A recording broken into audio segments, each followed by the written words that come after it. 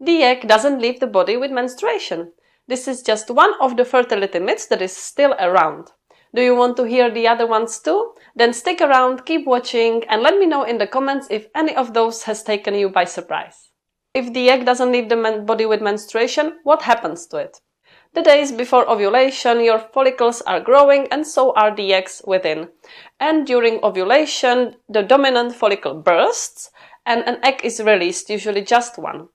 And then its really short journey begins. And why I say short? Because its life is from 12 to 24 hours. When it's released, it travels to the fallopian tubes, and if there is no sperm to fertilize the egg and continue its journey, it simply dissolves. It dissolves in the fallopian tube and is reabsorbed by the body. So it happens really fast after ovulation, and by the time we get our menstruation, the egg is long time gone. You might have thought that the ovaries alternate each month, each cycle, which is not true. The studies have shown that usually one ovary is more active than the other.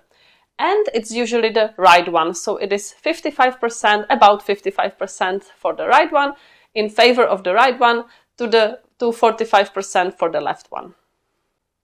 I hope you haven't been determining your ovulation just based on ovulation pain, because ovulation pain is really subjective and can be happening already before ovulation, on the day of ovulation, and also days after ovulation. So just relying on the ovulation pain to be happening on the day of ovulation and determining ovulation to be happening on the day is wrong, and it's not helpful for sure. It can be happening days before ovulation because of the growing follicles. It can be happening on the day of ovulation when the egg is released, but also days after ovulation. So when the liquid of the follicle is released into the abdomen, it can just irritate the lining of the abdomen, and that can cause some pain. And this actually leads me to myth number 4, which is that some studies have shown that only 13% of women determine their fertile window correctly. So we already established ovulation pain, not a good indicator of ovulation. Ovulation tests can often give false negative or false positive results. And some other symptoms like breast tenderness, mood swings, lower belly pain are also symptoms of other things that can be happening throughout your cycle, and it is not a good idea to just rely on those to determine ovulation. Then you might be missing your fertile window and not timing intercourse correctly if you are trying to conceive.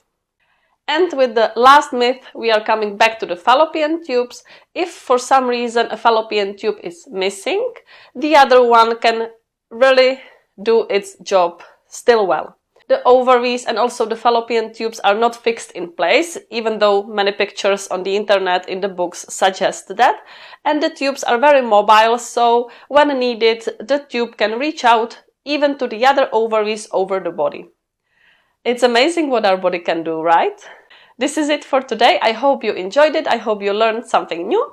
And follow me on Instagram for more. Bye!